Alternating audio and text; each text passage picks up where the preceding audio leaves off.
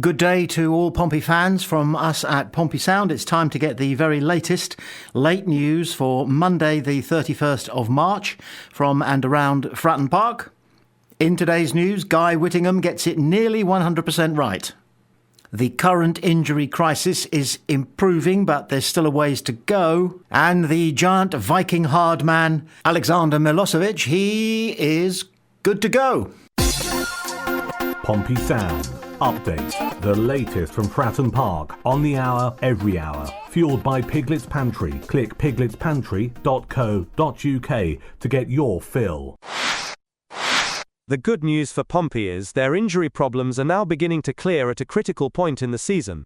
Christian Sadie groin and Jordan Williams hamstring were both on the bench on Saturday, with new signing Alex Milosevic joining the pair in another squad boost.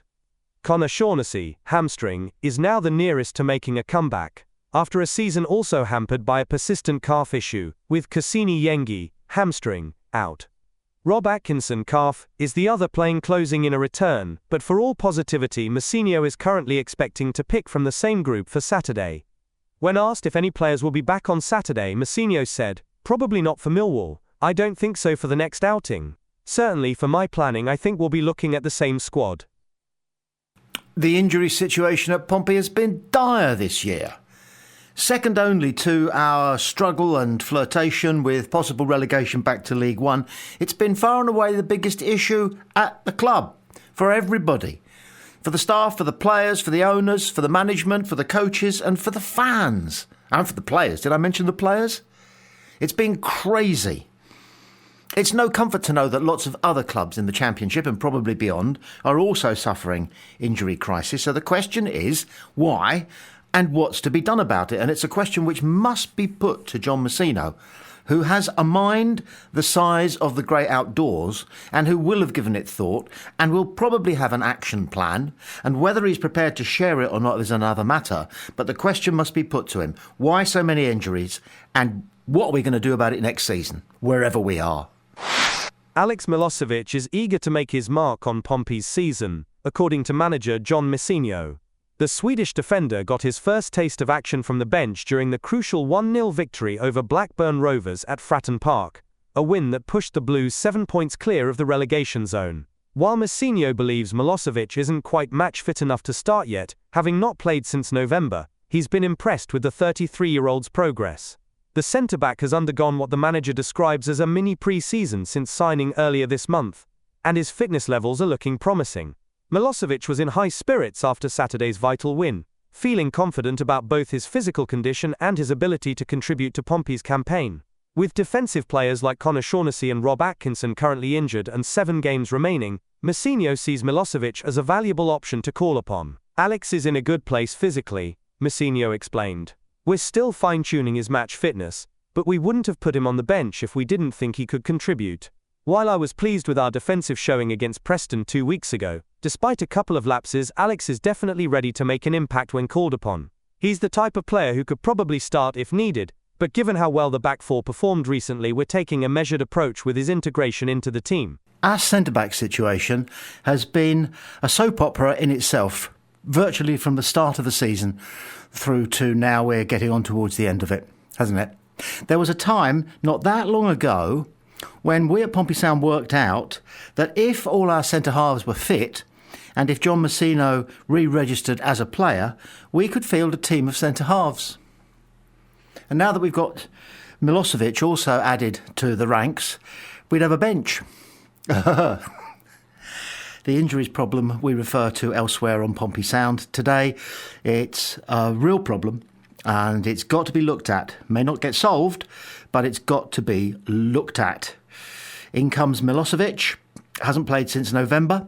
They know what they're doing, our coaching staff, our medical team. They have pronounced him fit enough. They've added an extra 10%, say, to the fitness levels that he brought to the club when he arrived, and he's in good shape and he's ready to play. And he's tall and he's big and he's commanding and he's experienced and he's got international caps at full international level. So he could be somebody that we're going to need before the end of the season. Whether he's going to be somebody that we'll want to keep against possible injury crises next season, time will tell. For Former Pompey striker Guy Whittingham believes it would take a major collapse for Portsmouth to face relegation this season, after Saturday's crucial 1-0 win over Blackburn pushed them 7 points clear of the drop zone. Josh Murphy's 20th-minute strike proved the difference in a game that showcased the defensive resilience John Messinio's men had been missing in recent defeats to Plymouth and Preston. Speaking to BBC Radio after the match, Whittingham expressed confidence in Pompey's survival chances. "With 7 games left and teams below us playing each other, I honestly can't see us going down now. It would take a complete disaster," he said. The biggest positive today was getting that defensive organisation back. "After what happened at Preston, John will be over the moon with how solid we looked."